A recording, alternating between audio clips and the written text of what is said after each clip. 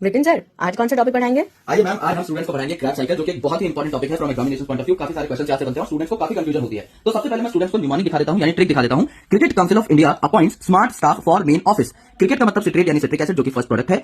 Council का मतलब सिसकोनिटेट, India का मतलब आइसोसिट्रेट। अब इंडिया में एन के ऊपर डॉट लगा हुआ है, यानी यहाँ पर NADH निकलेगा। Appoints A for alpha ketoglutarate, इसके ऊपर हरा डॉट है, यानी इकलौता ऐसा प्रोडक्ट है जिसमें 5 कार्बन है। इसके ऊपर जितनी भी 3 चीजें हैं इनमें 6 कार्बन होंगे और नीचे की जितनी भी चीजें हैं इन सब में 4 कार्बन होंगे। अकेला 5 कार्बन का प्रोडक्ट है, इसमें भी एन के ऊपर डॉट है, यानी NADH यहाँ निकलेगा। स्मार्ट में आप देख सकते हैं सक्सिनाइल कोएंजाइम ए के ऊपर डॉट लगा हुआ है और सक्सिनाइल कोएंजाइम ए में भी ए अलग से दिखाई दे रहा है, यहाँ ATP या GTP निकलेगी। स्टाफ इसे बोला सक्सिनेट, F के ऊपर डॉट लगा हुआ है, F2 के ऊपर डॉट लगा हुआ है इनफैक्ट, तो यहाँ पर FADH2 निकलेगा। फॉर का मतलब फ्यूमरेट, मेन का मतलब मेलेट, एन के ऊपर डॉट यानी NADH निकलेगा एंड ऑफिस का मतलब है ऑक्सैलोएसिटेट। यहाँ पर इस चीज को समझने की कोशिश करते हैं।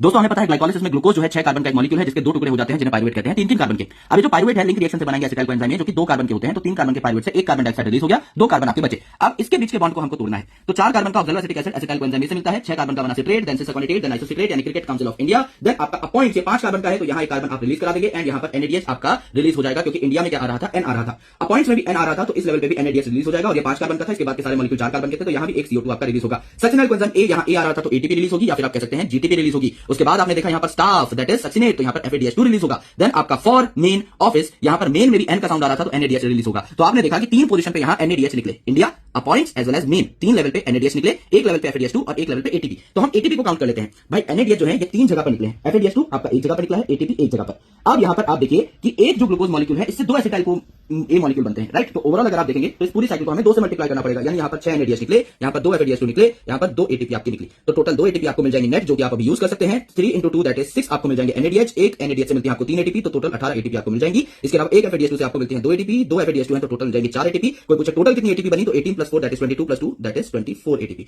लेकिन आपको नेट कितनी मिली काम करने के लिए, सिर्फ 2 ATP। ये जो आपकी 22 ATPs हैं ये आपको इलेक्ट्रॉन ट्रांसपोर्ट सिस्टम में जाने के बाद मिल रही होंगी। सो आई होप आपको क्रैप साइकिल अच्छे से समझ में। इसे TCA साइकिल भी कहा जाता है या इसे सिट्रिक एसिड साइकिल भी कहा जाता है, क्योंकि इसका फर्स्ट जो प्रोडक्ट है दैट इज सिट्रिक एसिड और उसमें 3 कार्बोक्सिलिक एसिड ग्रुप होते हैं, इसलिए ट्राई कार्बोक्सिलिक एसिड साइकिल भी इसे कहते हैं। क्रैप साइकिल इसलिए कहा जाता है क्योंकि जिन साइंटिस्ट ने साइकिल को इल्यूसिडेट किया था उनका नाम था सर हैंस क्रैप। सारी चीजें कवर हो चुकी हैं, एक भी वर्ड एग्जैक्ट नहीं छूटा है, मात्र 2 मिनट के अंदर आप क्रैप साइकिल को डिकोड कर चुके हैं। सो प्लीज मेक श्योर कि इस वीडियो को आप अपने दोस्तों के साथ जरूर शेयर करें। Thank you, lots of love.